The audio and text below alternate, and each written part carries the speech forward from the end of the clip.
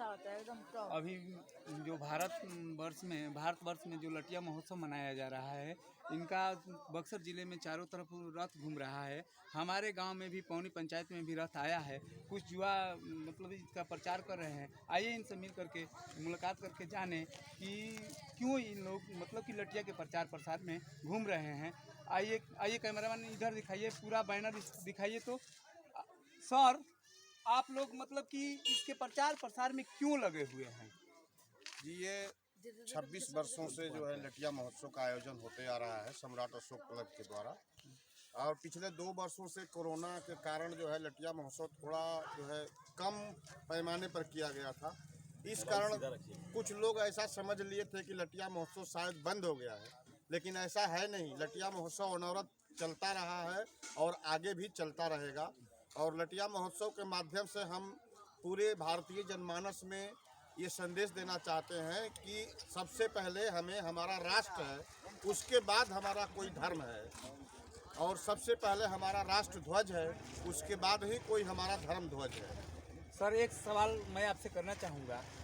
अभी 26 जनवरी को सरस्वती पूजा भी था और मतलब गणतंत्र दिवस भी था। तो भारत के सारे स्कूल में, हम तो बिहार वासी हैं, लेकिन बिहार के स्कूलों में मुझे इनवाइट किया गया। तो वहाँ सबसे पहले सरस्वती पूजा किया गया। झंडा तोलन से सबसे पहले मतलब सरस्वती पूजा किया गया। इसके विषय में आप बिहार वासियों के लिए क्या कहेंगे सर, या प्रिंसिपल साहब को क्या कहेंगे सर? जी, मैं ये चाहूँगा कि सबसे पहले अगर हमारा राष्ट्र है और हम इस राष्ट्र में जीते हैं, जन्म लेते हैं, मरते हैं, तो राष्ट्र हमारा सर्वोपरि है। इसके बाद ही हमारा धर्म है। चाहे कोई भी, किसी का भी कोई भी धर्म हो, धर्म बाद में, राष्ट्र पहले। अच्छा, ये बताइए, जो मतलब कि प्रधानाध्यापक पहले झंडा तोलन न करके पहले सरस्वती पूजा किया, मतलब कि वो गलत किया कि सही किया, इसके विषय में आप 2 शब्द बोलिए सर। इसके विषय में मैं बहुत कुछ नहीं कहना चाहूँगा। अगर कोई कहता है कि मैं राष्ट्रभक्त हूँ, तो वो व्यक्ति को स्वयं सोचना चाहिए कि हमें पहले धर्म का आचरण करना चाहिए या अपने राष्ट्र के संविधान का आचरण करना चाहिए।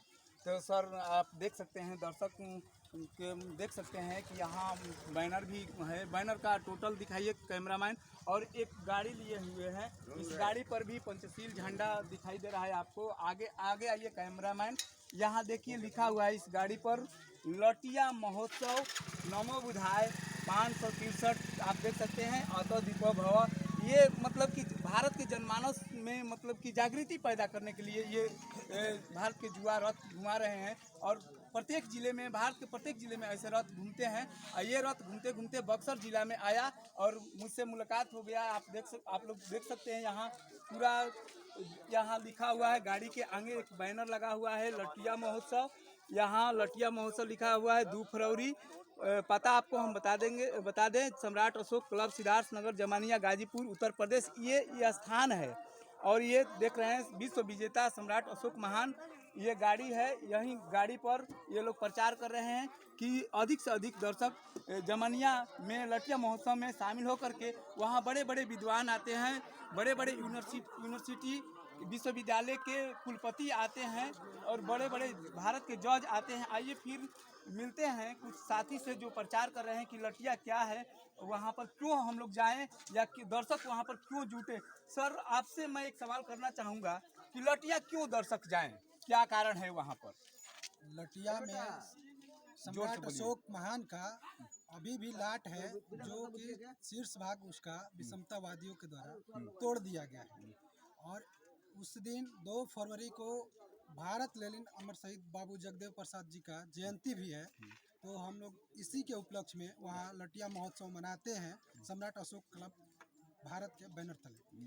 अच्छा, आप देख सकते हैं कि ये साथी ने ये जो प्रचार प्रसार कर रहे हैं, बताए कि वहाँ पर आज भी अशोक का गड़वाया हुआ जो 84,000 लाट अशोक ने गड़वाए थे अपने देश में, वहाँ 1 लाट रह गया है, जो असामाजिक तत्वों द्वारा उसका शीर्ष भाग तोड़ दिया गया है। फिर भी भारत के पढ़े लिखे युवा वहाँ पहुँच करके उसको मतलब सजा रहे हैं। आज 1996 से वो मेला लग रहा है। वहाँ कम से कम 10 लाख लोगों की भीड़ होती है। वहाँ पर बड़े बड़े भारत के प्रकांड विद्वान आते हैं और दर्शक को अपने विद्वता के बल पर मतलब कि विद्वता बांटते हैं और दर्शक उस वहाँ से ज्ञान लेकर के आते हैं, जाते हैं। सर, आपसे एक बार दोबारा मैं सवाल करना चाहूँगा, आपकी इजाज़त हो तो कर सकते हैं, नहीं तो नहीं।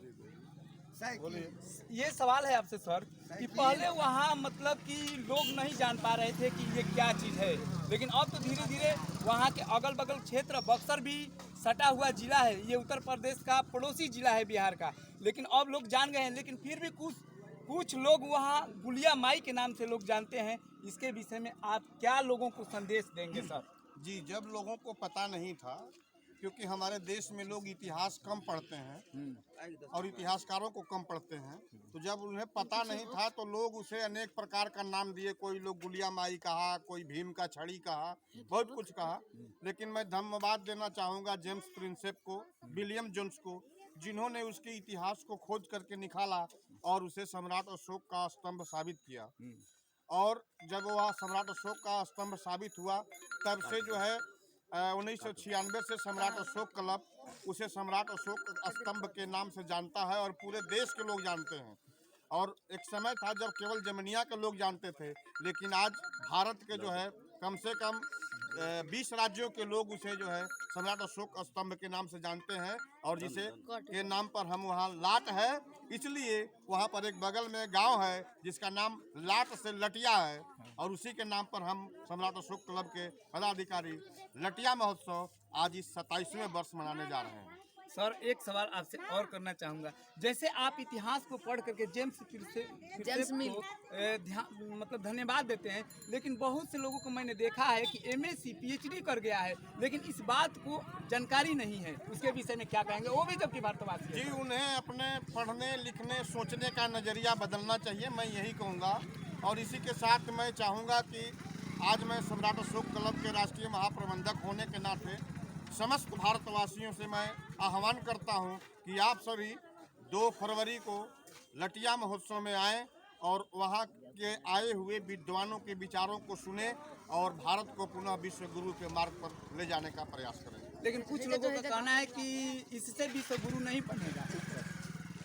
ये अलग अलग आदमी का अपना अपना सोच है, क्योंकि जब तक ज्ञान नहीं होगा तब तक आप गुरु नहीं बन सकते हैं। भारत के सारे नेताओं ने भारत को राम राज्य की तरफ ले जाना चाहता है सर, इसके विषय में आप क्या लोगों के प्रति सोच है सर? मैं उस विषय में बहुत कुछ नहीं कहना चाहूँगा, लेकिन भारत में मानव का और मानवता का राज आना चाहिए, और बाकी तो जो है वो जो जिसका विचार जो है वो अपना छोटे बहुत ठीक है सर। पंचशील भारत नंबर 1 में आपको तहे दिल से मैं धन्यवाद देता हूँ कि आप भारत के लोगों के प्रति जागृति पैदा कर रहे हैं कि भारत विश्व गुरु कैसे बनेगा। इसके लिए मैं बहुत बहुत धन्यवाद। राजेश कुमार मौर्य, ग्राउंड रिपोर्ट, पौनी, बक्सर।